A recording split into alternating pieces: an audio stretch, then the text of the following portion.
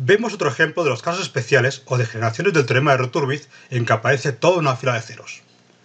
Comenzamos con una ecuación característica del orden 4, con la que colocamos las filas del grado 4 y 3.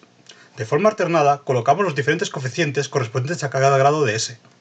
1 por S a la 4, 1 por S a la 3, 2S cuadrado, 2S y 0 por S a la 0.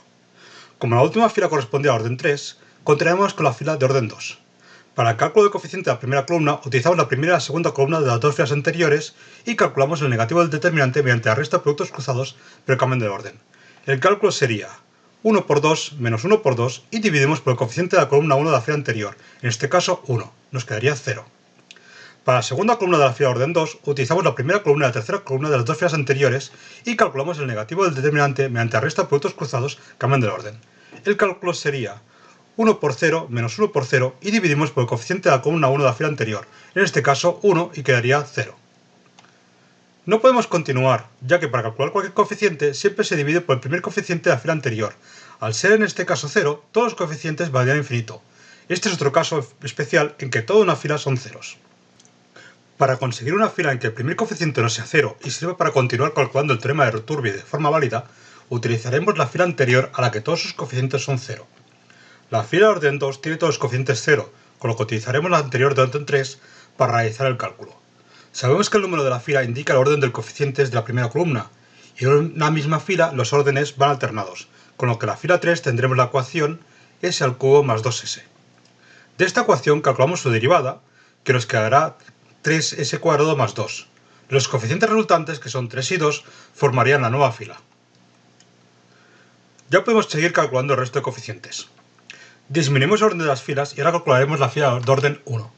Para el cálculo de los coeficientes de la primera columna, utilizamos la primera y la segunda columna de las dos filas anteriores y calculamos el negativo del determinante mediante el resto de productos cruzados, cambiando el orden. El cálculo sería 3 por 2 menos 1 por 2 y dividimos por el coeficiente de la columna 1 de la fila anterior, en este caso 3, y nos quedará 4 tercios.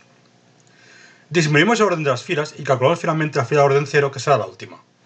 Para el cálculo del coeficiente de la primera columna utilizamos la primera y la segunda columna de las dos filas anteriores y calculamos el negativo del determinante mediante el resto de productos cruzados, cambiando el orden. El cálculo quedaría 4 tercios por 2 menos 3 por 0 y dividimos por el coeficiente de la columna 1 de la fila anterior, que es 4 tercios. Nos quedaría 2. Una vez calculados todos los coeficientes, comprobaremos los signos de todos los coeficientes de la primera columna de todas las filas. En este caso no hay cambios de signo, con lo que nos indica que no hay ninguna raíz con la parte real positiva, pero ha aparecido una fila completa de ceros.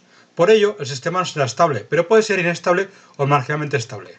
Pero como existe una raíz en el 0, el sistema será inestable. Comprobamos la validez de los resultados y calculamos las raíces de la ecuación característica. Y tal como nos indicaba el teorema, no existe ninguna raíz con la parte real positiva, pero sí una raíz con el 0. Para comprobar que en efecto el sistema es inestable, como la estabilidad del sistema no depende del numerador, creamos una función de transferencia con la ecuación característica analizada y al aplicar un escalón vemos como el sistema es inestable.